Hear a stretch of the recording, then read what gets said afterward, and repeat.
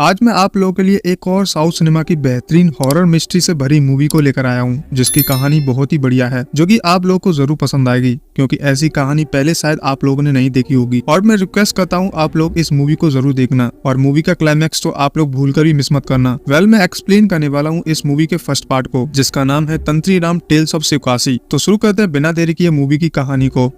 तो मूवी की स्टार्टिंग एक घटा को दिखाते हुए होती है, जहाँ पर हमको बताया जाता है जब समुद्र मंथन हुआ था तब अमृत को निकालने और पाने के लिए देवताओं और राक्षसों ने एक साथ मिलकर मंथन किया था। वह अमृत गलत हाथों में न जाए, इसलिए विष्णु जी ने मोहिनी का रूप लिया था, जो कि उस समय तक की ब्रह्मांड की सबसे सुंदर स्त्री थी, जिनको देखकर असुर तो असुर लेकिन देवता भी मोहित हो जाते हैं। और जब ब्रह्मा जी ने मोहिनी को देखा तो उन्होंने भी ऐसी सुंदर कन्या की कभी रचना भी नहीं करी थी। जिसके बाद उन्होंने मोहिनी से भी ज्यादा सुंदर कन्या को बनाया, जिसका नाम उन्होंने अहिल्या रखा था, जो ब्रह्मा जी की पुत्री थी, जिनका विवाह महर्षि गौतम से हुआ था। लेकिन उनकी सुंदरता को हर कोई पाना चाहता था। लेकिन एक दिन ऐसा ही होता है जब महर्षि गौतम घर से बाहर गए हुए थे और उनकी पत्नी अहिल्या घर पर अकेली थी, और इंद्रदेव को जब मालूम चलता है तो वह महर्षि गौतम का रूप धर के अहिल्या के साथ इंटीमेट हो जाते हैं। और जब असली गौतम महर्षि को मालूम चलता है इस बारे में, तो वो इंद्रदेव को श्राप देते हैं, और साथ ही साथ अपनी पत्नी अहिल्या को भी। उनकी खूबसूरती हमेशा के लिए मिट जाएगी और वह पत्थर बनकर हमेशा के लिए भूख और प्यास से जूझती रहेंगी। और सबसे बड़ी बात, इस कहानी को सुनाने का भी एक मोटिव है, जिसके बारे में हम मूवी में आगे जान पाएंगे। लेकिन मूवी की कहानी फुल डिटेल में नहीं बताई गई है, ये तो बस इसका आधार है। और सबसे बड़ी बात, इस कहानी को देखने के बाद आप लोगों के मन में बहुत सारे सवाल उठेंगे, पर आप लोगों को इस सारे सवालों को इग्नोर करके ये मूवी देखनी पड़ेगी। खैर, जिसके बाद अजय को दिखाया जाता है, जो कि हैदराबाद की एक कंपनी में काम करता है। और अजय से हमें मालूम चलता है कि इंसान की जिंदगी में अच्छे और बुरे दिन दोनों आते हैं, और जब हम हताश और निराश होते हैं तो उस समय हम अगर गलत इंसान से मदद लेते हैं तो वह सबसे बड़ी गलती होती है, क्योंकि गलत लोग हमारा जीवन बर्बाद कर सकते हैं। खैर, तभी हमें अजय और उसके 3 दोस्तों को दिखाया जाता है, जो कि पार्टी करने का प्लान करते हैं और गांव से कुछ दूर जंगल में सुनसान सी जगह पर जाते हैं। और इसी बीच हमें एक राक्षस की आकृति का पुतला दिखाया जाता है, एक लालटेन की रोशनी में। अजय अपने दोस्तों के साथ मिलकर पार्टी सार्टी करता है और शराब पीता है। यह लोग अंधेरे में यह शराब इसलिए पी रहे होते हैं क्योंकि पिछली बार अजय के एक दोस्त की बेवकूफी के कारण उसके घर में मालूम चल गया था, और अब ये लोग यहाँ छुपकर ड्रिंक कर रहे हैं। अजय को उसके दोस्त हॉरर स्टोरी सुनाने के लिए कहते हैं, क्योंकि वहाँ का माहौल ऐसा था। अजय अपने गाँव में घटने वाली एक सच्ची घटना सुनाता है और पूछता है कि उनको जिन के बारे में क्या मालूम है। उसके दोस्तों को वह अलादीन का जिन लगता है, लेकिन हमें पता है कि मूवीज में जैसा दिखाया जाता है उतना वो अच्छा होता नहीं है। अब अजय इन्हें जिन के बारे में बताता है, जो एक्स्ट्रा फिजिकल जीव है, जो आग से बने होते हैं, और गॉड ने इंसान को बनाते वक्त ही इन जीव को बनाया था। या जिन दुनिया में हम इंसानों के साथ ही रहते हैं, वो हमें देख सकते हैं, लेकिन हम उन्हें देख नहीं सकते। उन्हें हम सिर्फ तभी देख सकते हैं जब वह खुद हमारे सामने आए। इनके पास अद्भुत शक्तियाँ होती हैं, और ये इंसानों से 10 गुना ज्यादा ताकतवर होते हैं। जरूरत पड़ने पर यह इंसानों का जानवरों का रूप ले सकते हैं। गॉड ने इन पर पाबंदी रूल लगाए हैं, और उन रूल्स में से सबसे इम्पोर्टेंट यह था कि वो इंसानों से शारीरिक संबंध यानी कि फिजिकल रिलेशन नहीं रख सकते। और यहाँ तक कि जिन इन नियमों का पालन करते हैं, लेकिन कभी कभी कुछ जिन विद्रोह करते हैं और इंसान से फिजिकल रिलेशन रखने की इच्छा रखते हैं, और यही जिन इंसानों के अकेलेपन का निशाना बनाते हैं। खैर, जिसके बाद अजय कहानी सुनाना शुरू करता है। जगह अलीकापुर शिवकाशी, साल 1975, जो तमिलनाडु के अंदर है, जहाँ आदि रची फायर वर्कर नाम की एक पटाखों की फैक्ट्री को दिखाते हैं। यहाँ हमें फैक्ट्री का ऑनर दिखाया जाता है, जिसका नाम अदीपन है, जो एक अंधेरे कमरे में बैठा हुआ अपना काम कर रहा होता है। पटाखे की फैक्ट्री में एक्सीडेंट को अवॉइड करने के लिए अदीपन अपनी फैक्ट्री में कम से कम इलेक्ट्रिसिटी इस्तेमाल करता है। तभी एक औरत अंदर आती है और उसे बताती है कि बालचंद्र इंतजार कर रहा है, और अदीपन उससे मिलने बाहर जाता है। और छोटा लड़का बालचंद्र का उस ऑनर यानी कि अदीपन का बेटा है। बालचंद्र अदीपन को एक चिट्ठी देता है। उस लेटर को पढ़ने पर मालूम चलता है कि अदीपन की पत्नी भाग गई है। ये पढ़ने के बाद अदीपन के होश उड़ जाते हैं, और साथ ही काम करने वाले लोगों के भी। फिर अदीपन अपने बेटे को गले लगाता है और रोने लगता है। बीते वक्त के साथ बालचंद्र अपने पिता की फैक्ट्री के कामों में मदद करने लगता है और अपनी माँ को भूल जाता है। दोस्तों, उस गांव में ऐसा नियम था कि पत्नी के जीवित रहते कोई भी आदमी दूसरा ब्याह नहीं कर सकता था। इसलिए अदीपन अपनी पत्नी के भाग जाने के 1 साल के अंदर अंदर गांव के बॉर्डर पर एक नया घर बनवाता है और एक लड़की को अपने साथ रखने लगता है। अब वक्त बीतता है और साल आता है 1989। फैक्ट्री में एक लड़की आती है, जो बालचंद्र को अपनी शादी फिक्स होने की खबर सुनाती है और उसे मिठाई देती है। लेकिन बालचंद्र लड़की को इग्नोर कर वहाँ से चला जाता है, क्योंकि बालचंद्र अपनी माँ की वजह से सारी औरतों से नफरत करने लगा है। लेकिन उसका पिता जबरदस्ती बालचंद्र की शादी अलगनी नाम की एक सुंदर लड़की के साथ करवा देता है। उस गांव का हर आदमी अलगनी की सुंदरता की प्रशंसा करता है। अलगनी बहुत ही सुंदर होती है। बालचंद्र शादी के बाद अलगनी को यह बताता है कि उसने यह शादी अपने मन से नहीं बल्कि अपने पिता के दबाव में आकर करी है, और शायद वह कभी इसे स्वीकार न कर पाएगा। यह कहकर वह माफी मांगकर वहाँ से चला जाता है। अगली सुबह अलगनी बालचंद्र को उठाती है तो वह उस पर गुस्सा करके उसे जाने के लिए कहता है। फैक्ट्री में हम देखते हैं कि जब 2 लड़कियां बालचंद्र के रूम की सफाई करके बाहर आती हैं तो वहाँ के पैकेजेस अपने आप हिलते हैं, लेकिन वो लड़कियां उस पर ध्यान नहीं देती और वहीं हम डरावनी लंबी लंबी सांसों की आवाज सुनते देखते हैं। फैक्ट्री की सारी जिम्मेदारी बालाचंद्र के पिता ने उस पर सौंप दी थी, इसलिए अब वो एकदम अकेला हो गया था। एक दिन हिसाब करते समय बाला सुनता है कि कोई 78-60 बोलता है। तभी हम बल्ब को फ्लिकर होता हुआ देखते हैं। तभी एक डरावनी आवाज उसका नाम बुलाती है, बाला। और बाला भी डर जाता है और अपने आप को संभालते हुए बोलता है कि यह सिर्फ उसका वहम है। बाला वहाँ से जाने लगता है तब वह आवाज उसे रोकती है, क्योंकि वह बाला के बारे में सब कुछ जानता है और बताता है कि 5 साल पहले फैक्ट्री में हुई लगभग 1 लाख की चोरी बालाचंद्र ने ही करी थी और वह 1 लाख जुए में हार गया था, पर उसने चोरी का आरोप वहाँ एक वर्कर पर लगाकर उसे काम से निकलवा दिया था। और ये सच बालाचंद्र का पिता भी नहीं जान सका, लेकिन बाला यह जानना चाहता था कि आखिर वह आवाज किसकी है। लेकिन उस आवाज का मानना है कि यह जरूरी नहीं है कि वो कौन है, बल्कि यह ज्यादा जरूरी है कि बाला को उससे कितना फायदा हो सकता है। यह आवाज एक जिन की है जो उसके ही रूम में था। डर कर यह बात बाला अपने पिता को बताने जाता है, लेकिन वो कुछ भी सुनना नहीं चाहते थे और गुस्से से बोलते हैं कि अगर वो फैक्ट्री संभाल नहीं सकता तो उसके पिता खुद फैक्ट्री संभाल लेंगे। अब बालाचंद्र देर रात घर आता है तो अपनी पत्नी से बात नहीं करता जो उसका ही इंतजार कर रही थी। अलगनी खाने के लिए पूछती है, लेकिन वह मना कर देता है। उसके कानों में अभी भी जिन की आवाज गूंज रही थी। रात को सोते समय उसका ब्लैंकेट कोई अदृश्य चीज खींचती है जिससे वो उठ जाता है, लेकिन उसका ब्लैंकेट उसके पास ही था जिससे वह उड़कर फिर से लेट जाता है। अब कुछ समय बाद डर से चिल्लाता है। अलगनी उसकी आवाज सुनकर उठ जाती है और उसे पानी पिलाती है, जिसके बाद वो उसे संभालती है। अब ये दोनों एक दूसरे की तरफ देखते हैं और उन दोनों में प्यार हो जाता है, जिसके बाद ये दोनों इंटीमेट भी हो जाते हैं। बालाचंद्र अपनी पति को यह बताता है कि उसके बचपन से ही उसे ऐसे डरावने सपने आते हैं, लेकिन तब उसकी माँ उसके पास होती थी जो उसे गले से लगा लिया करती थी। लेकिन एक रात जब वो डर कर उठा तो उसकी माँ उसके पास नहीं थी और उसका यही डर गुस्से में बदल गया। वह अपनी माँ की सजा अलगनी को देने के लिए उससे माफी मांगता है। अगली सुबह बालाचंद्र अलगनी के साथ उसी लड़की के घर पर जाता है जिसकी मिठाई लेने से उसने मना किया था। वो उसे एक साड़ी देता है और उससे माफी मांगता है। अलगनी की प्यार की वजह से बाला का सारा डर निकल जाता है और वह हिम्मत करके वापस फैक्ट्री जाता है। तब एक काम करने वाला बाला को बताता है कि उधारी को रोक देने की वजह से उनके पटाखे बिक नहीं रहे, इससे पटाखे बर्बाद हो जाएंगे। बाला कहता है कि वह संभाल लेगा। अब अलगनी फैक्ट्री आती है और बाला को खाना खिलाती है। तभी फिर से बल्ब फ्लिप करने लगता है और अलगनी डर के साथ उसी को देखती है और खामोश रह जाती है। यहाँ हम जिनकी लंबी सांसों की आवाज सुनते हैं और वह अलगनी का मंगलसूत्र देख लेता है। बाला को खाना खिलाने के बाद वो वहाँ से चली जाती है। बाला जब अलगनी को छोड़कर वापस आता है तो जिन बाला को एक ऑफर देता है कि वह उसके पिता के डाउट को विश्वास में बदल सकता है और वह बाला को उसके बिजनेस में इतना फायदा करवा सकता है जो उसके पिता ने अपने जीवन में इससे पहले कभी नहीं देखा होगा। लेकिन बाला को उस पर शक था। तब जिन बताता है कि इसके बदले में बाला को उसकी मदद करनी होगी। जिन बाला से उसकी पत्नी के खून की एक बूंद मांगता है, जिसके लिए बाला उसे मना कर देता है, लेकिन वह वो उसे हर तरह से कन्विंस करने की कोशिश करता है ताकि अलगनी को पता हुए बिना बाला उसके खून की एक बूंद उसके पास ले आए, जिसके लिए वह उसे लालच देता है। और तब से बाला सोच में पड़ जाता है। लेकिन आखिरकार बाला एक इंसान है और वह अपने पिता को दिखाना चाहता था, इसलिए उसी रात बाला अलगनी को दूध में कुछ मिलाकर देता है जिससे वह बेहोश हो जाती है और वह अलगनी के खून की बूंद को एक छोटी सी बोतल में डालकर रात में ही फैक्ट्री में जिन के पास ले जाता है। बाला उस खून की बूंद को मेज पर गिराता है और आंखें बंद कर लेता है जैसा कि जिन ने उससे करने को कहा था। और हम वहाँ एक काले साए को आता हुआ देखते हैं जो उस खून की बूंद को चाट कर वहाँ से उड़ जाता है। खून की बूंद को लेकर जिन खुश था, लेकिन वो बाला की खुशी देखने के लिए वापस आएगा, लेकिन ऐसा सिर्फ तब होगा जब बाला उसे बुलाएगा। और जैसा कि जिन ने कहा था वह बिल्कुल वैसा ही करता है। बाला को बहुत फायदा होता है, जिसके बाद जमींदार से थोड़ा लोन लेकर बाला दूसरी फैक्ट्री भी खोल लेता है और अब उसके पिता को भी उस पर गर्व था। अगले सीन में हम बाला और उसकी पत्नी को एक मंदिर जाते हुए देखते हैं जब अलगनी कहती है कि वो और बाला एक जैसे ही हैं, क्योंकि अलगनी ने भी अपने माँ बाप को कभी नहीं देखा। उनकी मृत्यु हो गई थी जब अलगनी बहुत छोटी थी और वह भगवान से हमेशा यही मांगती थी कि उसके माँ बाप का प्यार भी उसे उसके जीवन साथी से मिले जो उसे बाला से मिलता है। और बाला भी यहाँ अलगनी से वादा करता है कि वह उसे उसके माँ बाप के हिस्से का प्यार भी देगा। लेकिन इतना सारा पैसा देखने के बाद बाला के मन में लालच आ जाता है। वह दोनों फैक्ट्री में प्रोडक्शन बढ़ाकर लालच के साथ फिर से जिन को बुलाता है, क्योंकि बाला गाँव में इतनी इज्जत पाके बहुत खुश था और अब वह इस फायदे को दुगना करना चाहता था, इसलिए वह जिन को बुलाता है और वह वापस आ गया था। और बाला कहता है कि इस बार भी वह उसे खून की एक बूंद लाकर देगा,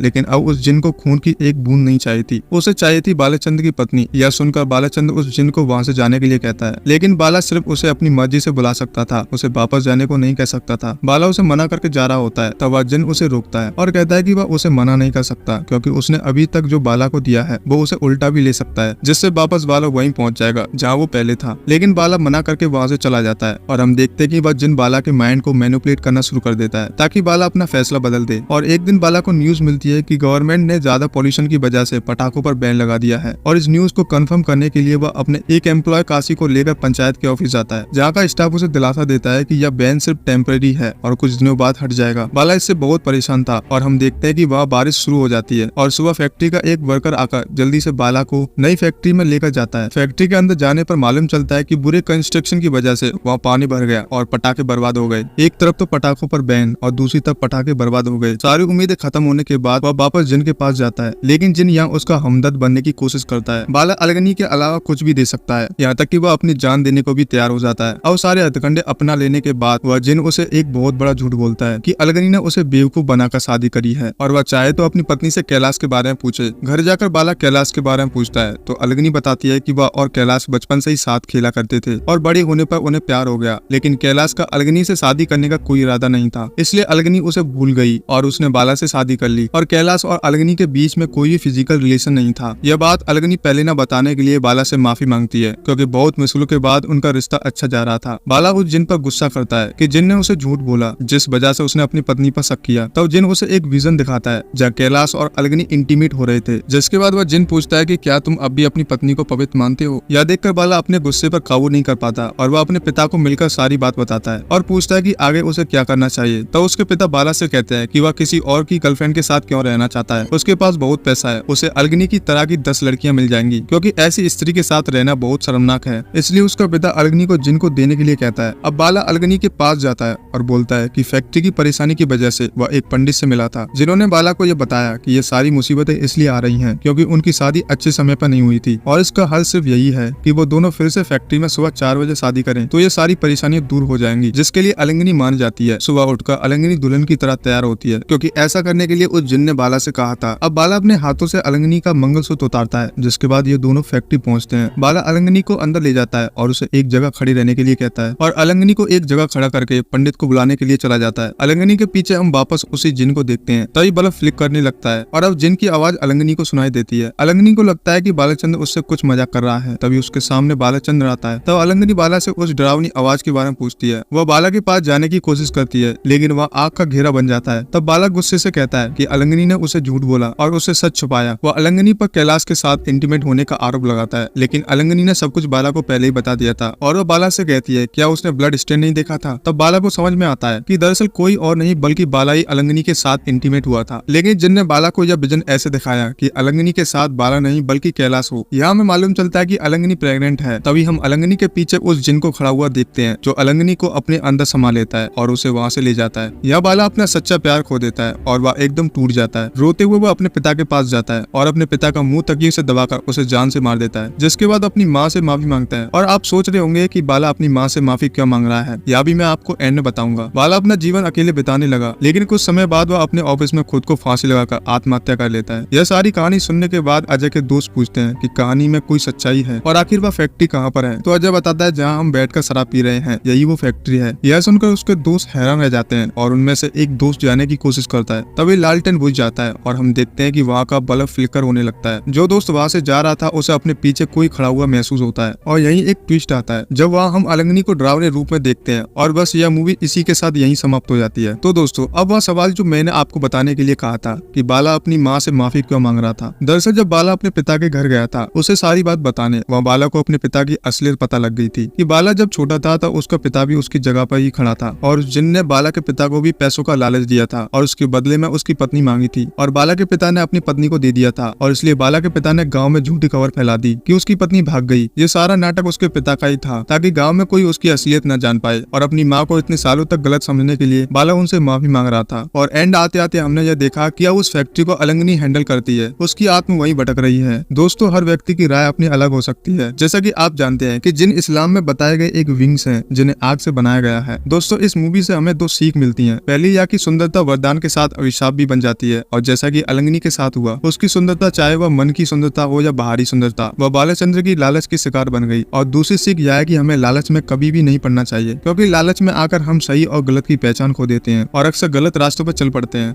हालांकि इस मूवी में कई सवाल हमें अभी तक नहीं मिले। पहला, उस फैक्ट्री में वो जिन आया कैसे। दूसरा, अजय को बाला की कहानी के बारे में कैसे पता और उसका इस कहानी से क्या लेना देना है। तीसरा, अजय अपने दोस्तों को इस फैक्ट्री में क्यों लेकर आया। चौथा, ये आदि लक्ष्मी कौन है जिसके नाम पर यह फैक्ट्री रखी गई है। और सबसे जरूरी कि जिन उस फैक्ट्री में कैसे पहुंच गया। इन सभी सवालों के जवाब जानने के लिए हमें इसका पार्ट 2 देखना होगा, लेकिन वो कब रिलीज होगा ये हमें नहीं मालूम है। तो दोस्तों मैं उम्मीद करता हूँ आप लोगों को ये मूवी काफी पसंद आई होगी और इस मूवी की कहानी भी आप लोगों को काफी पसंद आई होगी। और दोस्तों आप लोगों को इस मूवी के अंदर कौन सा इंटरेस्टिंग पार्ट लगा तो कमेंट करके जरूर बताना। और इसी तरह की आप लोग और भी मूवीज देखना और पाना चाहते हैं तो प्लीज हमारे चैनल को जरूर सब्सक्राइब सब्सक्राइब कीजिएगा। तो फिर मिलते हैं दोस्तों एक और बेहतरीन मूवी के साथ, तब तक के लिए आप खुश रहें, मस्त रहें। जय हिंद दोस्तों।